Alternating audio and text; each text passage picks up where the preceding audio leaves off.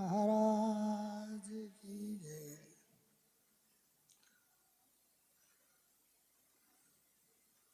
नागपुर स्नेही परिवार મંડળ દ્વારા આપણે સરસ મળવાનો યોગ થયો છે અને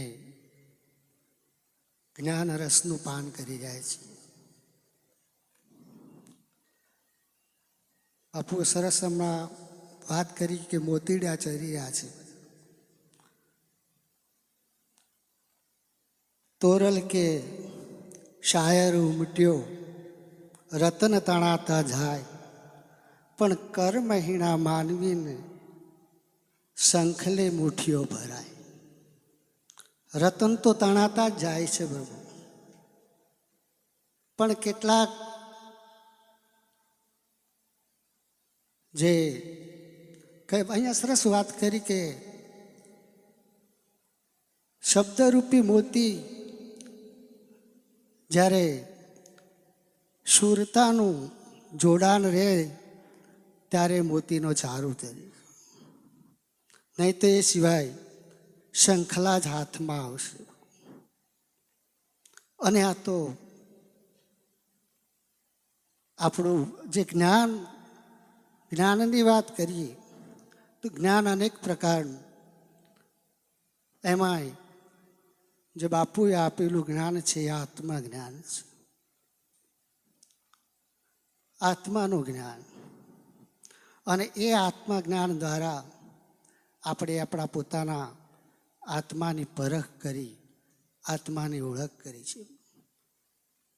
ગુરુ મહારાજે આપણને એમના શરણે જાતા કે તું તારું આ નિજ સ્વરૂપ આ છે. જે આપણે આત્મા આત્મા કરતા હતા, પહેલાં પણ કરતા હતા કે આત્મા છું, પણ અનુભવ નહોતો, કારણ કે પ્રત્યક્ષ જ્ઞાન નહોતું. એટલે આપણે આત્મજ્ઞાન મેળવ્યું છે અને સર્વશ્રેષ્ઠ આત્મજ્ઞાન છે. એટલે જ અહીંયા એક પદ છે, હરે તમે આત્માની કરો ને ઓળખાણ, આતન તારું નથી. તમે આત્માની કરો ને ઓળખાણ, આતન તારો નથી. તમે બ્રહ્મની કરો ને ઓળખાણ, આતન તારું નથી. તમે બ્રહ્મની કરો ને ઓળખાણ, આતન તારું નથી. તો જે આ પાંચ તત્વનું પાંજરું તારું,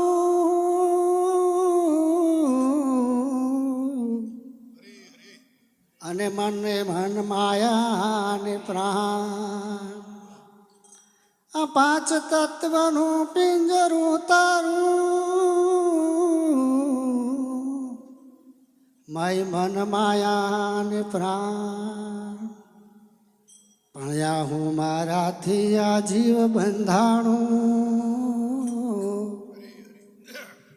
અરે ધરી દે તડું રે અભિમાન, આતન તારું નથી. ધરી દે તડું અભિમાન, આતન તારું નથી. તમે આત્માને કરો ને ઓળખાણ, આતન તારું નથી. તમે આત્માને કરી લો ઓળખાણ, આતન તારું નથી.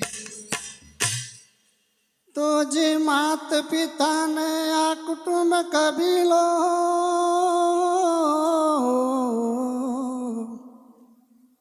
અને વળી સુંદર ઘરની નાર હેજી માત પિતાને કુટુંબ કબીલો અને વળી સુંદર ઘરની નાર અસગા સૌ સ્વાર્થના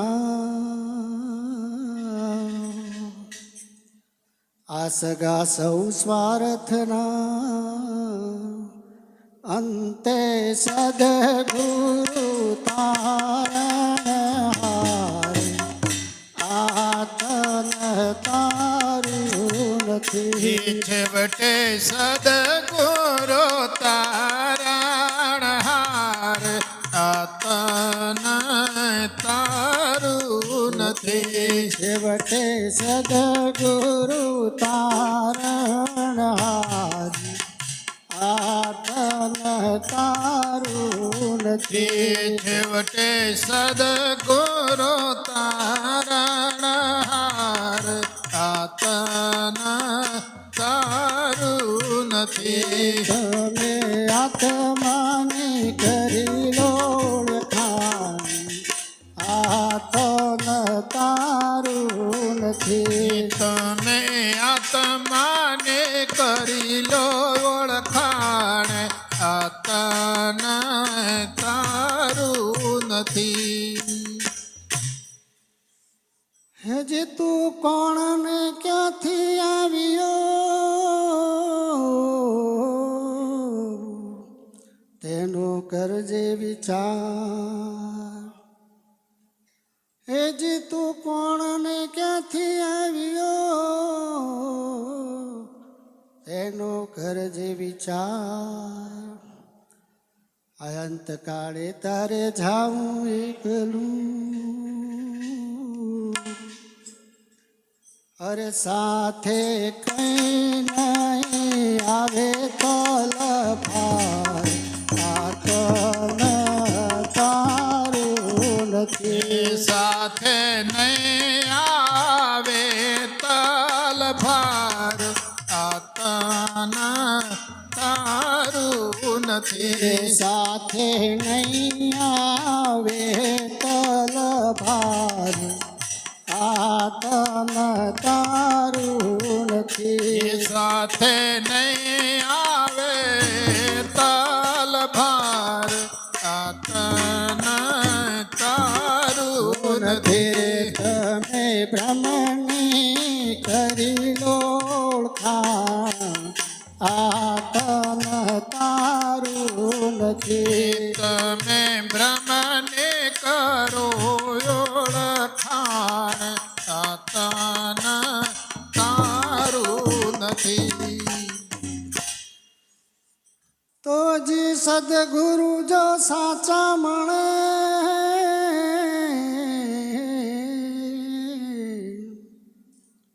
અને વરી મળે કોઈ સંતનો સંગ અરે સદગુરુ જો સાચા મળે અને વરી મળે કોઈ સંતનો સંગ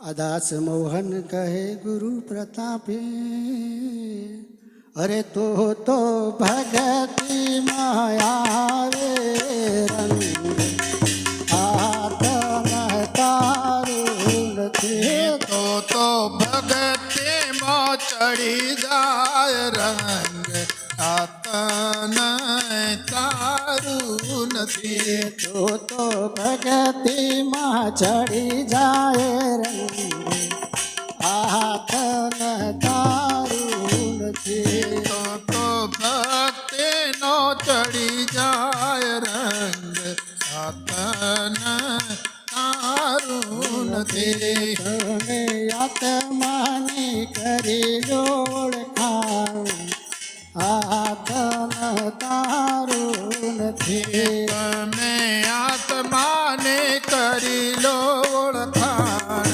આતન તારું નથી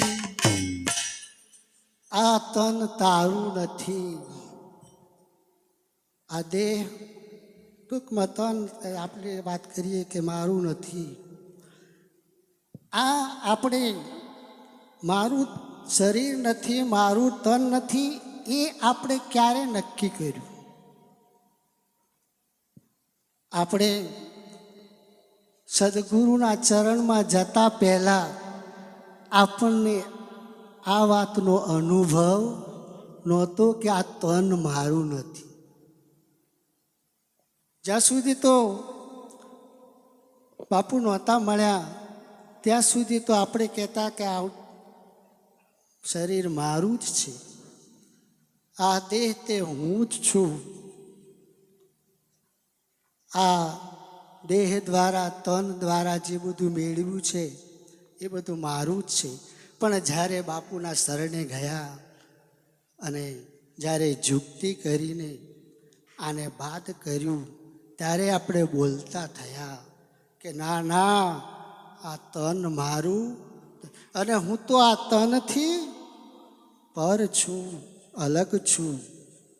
જેમ બાપુ દ્રષ્ટાંત આપે છે વારંવાર કે ઘર અને ઘરમાં રહેવાવાળો બે અલગ છે, ઘોડો અને ઘોડાનો સ્વાર અલગ છે.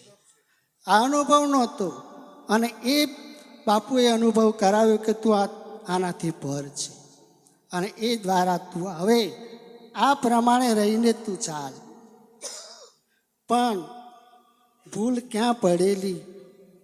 બાપુએ ભૂલ ક્યાં કાઢી? હતું તો ખરો જ, આત્મા ચેતન પહેલા હતું તો ખરો જ, પણ પ્રગટ નહોતું. આ ધરતી છે, જમીન છે, એની નીચે પાણી છે, અને એ પાણી તો છે જ, પણ એ પાણીને મેળવવા માટે આપણે બોર કરવો પડે, કૂવો ખોદવો પડે, અને બોરવાળાને પૈસા આપીએ. આપણે બોરવાળાને જે રકમ ચૂકવીએ છીએ એ પાણીની રકમ ચૂકવી છે, પણ બોરવાળાએ કર્યું શું? પાણી તો નીચે હતું જ, પણ એને જ રિંગ મારીને એના મશીન દ્વારા જે માટી હતી એ માટીને બહાર કાઢી. પાણીને અને ઉપર ધરતીને જે વચ્ચેનું આવરણ હતું એ આવરણને બોરવાળાએ દૂર કર્યું, અને એ આવરણ બહાર દૂર થઈ ગયું ત્યારે પ્રગટ પાણીનો ફુવારો થયો. મારા બાપાએ આ જે આવરણ હતું, આ આઠનું આવરણ ક્યારે પ્રગટ થયો? કે જ્યારે આ આઠનું આવરણને દૂર કર્યું ને સાહેબ, ત્યારે પ્રગટ થયું, જેમ પાણીની જેમ. આ સદગુરુ મહારાજની કૃપા છે. અને આ કરવાનું કારણ શું હતું? પછી બીજે સરસ વાણીમાં આગળ બોલે છે કે 5 તત્વનું આ પાંજરું, આ પાંજરું 5 તત્વનું છે, અને 3 ગુણ. પણ એ પાંજરું આપણું નથી પોપટ, પિંજર નહીં તારું, ઉડી જવું પરભાર્યું. તું ક્યાંનો? આ પિંજર ક્યાંનું? સમજે તો બહુ સારું. આ પાંજરું આપણું નથી, જેનું છે એનું છે, 5 તત્વોનું છે. આખું સંસાર આપણે જેને કહીએ છીએ એ તમામ જાતિનું આ 5 તત્વોનું છે, અને 5 તત્વો બોંધું, અને આ રીતે પદાર્થો, એના ઉપર લાગેલા રૂપ, નામ રૂપ, આખો જ આ સંસાર આ 5 તત્વોનો છે. નાદ બોંદ તારા થકી, પણ તું તેનાથી દૂર. નાદ બુદ્ધ એટલે નામ અને રૂપ, તેનાથી તું. કળા કોટી તાહેરી, પણ તું કળાની પાર. કાળાને તો કાળ ગળી જશે, પણ કાળ તારો રખેવાળ. આ નાદબુંદથી તું પર છે, આ પિંજરોથી તું પર છે, તારું નથી. એના ઉપર શું અધિકાર કરે? આ 5 ભૂતનું પૂતળું, એમાં તારો શું અધિકાર? તારો શું અધિકાર? પરાયું જાય પચાવા. આ 5 બેઠા હક ઊભો છે, એ તને નહીં જશે જવા. એ તો એના જેનો છે એનો લઈ લેશે. એમાં આપણો અધિકાર નથી. પણ આ અધિકાર જમાયો છે એનું કારણ જે મારાપણું, હુંપણું શામાં પકડ છે? જીવાત્મા શામાં બંધાયો છે? હું મારામાં જીવ બંધાણો. આ દેહમાં હું પણ હમણાં સરસ બાપ હું પણ ઘણી વાત કરી છે કે હું કહે છે તું કોણ નહીં, પ્રભુ પદ તેના પીછાણું. આ હુંની ઓળખ જ બાપાએ કરાવી છે કે તું જોઈ લે તું કોણ છે. તને બંધન લાગુ શાનાથી પડ્યું છે? પહેલી વાત તો આપણને બાપાએ સરસ વાત કરી કે જે કુસંગના કારણે હતો તો શુદ્ધ જ હતો, પણ ધીમે ધીમે ધીમે બકરાનું ઉદાહરણ પણ સરસ આપ્યું. અને એમ કરતાં કરતાં તે દેહમાં હુંપણું અને પદાર્થમાં મારાપણું, આ જ બંધન છે. અને આ બેમાંથી મુક્ત થવું, હું ને મારામાંથી, એનું નામ જ મુક્તિ, એનું નામ જ મોક્ષ. આપણને પકડ જ એની છે ને. મારામાં બસ હું પણ આવી જાય એટલે પછી એની પાછળ બધું આવી જાય. નામ લાગે, હું ધંધો કરું છું, આ છે, આ મારું છે, આ છે, તે છે, આ હું પણ. અને પદાર્થમાં મારા પણ. આને દુઃખનું કારણ પણ આ જ છે, હું ને મારું. હું મારામાં જીવ બંધાણું. પછી આવી જાય એનામાં અભિમાન કે આ હું જ કરું છું, હું જ કરું. એક જ્ઞાનતા સકટનો ભાર જેમ શ્વાન તાણે. ગાડા નીચે કૂતરું ચાલતું હોય અને એને એમ થાય કે આ ગાડું તો હું જ ખેંચું છું, બળદ ખેંચવી એને ખબર નથી. એમ આપણને ચલાવવાવાળો કોણ છે? અને આપણે જ્યારે વરી લઈએ છીએ કે ભાઈ હું કરું છું, આ જ મોટું આ અભિમાન છે. પોતાના દેહનું અભિમાન, પોતાનું પદવીનું અભિમાન, ધન દોલતનું અભિમાન, પદાર્થોમાં મારા પણ. આ મોટામાં મોટું દુઃખનું કારણ છે. જ્યાં મારું ત્યાં આપદા. જો પોતાનું હોય ત્યાં સુખ અને દુઃખ ઉત્પન્ન થાય. અને આમાં આખો જીવ બંધાઈ જાય છે. પ્રભુ સગા આ બધું જે સગા સંબંધીઓ જે તે કંઈ છે એ બધું આ દેહથી જ ઉત્પન્ન થયેલું છે ને દેહનું જ છે. અને એક કોઈ સાથે આવવાનું નથી પ્રભુ.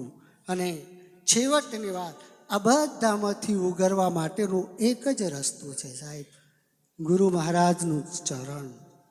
ત્યાં શરણે જતા રહો એટલે આ બધામાંથી નાબૂદી પ્રભુ. સદગુરુ જો સાચા મળી જાય સાહેબ,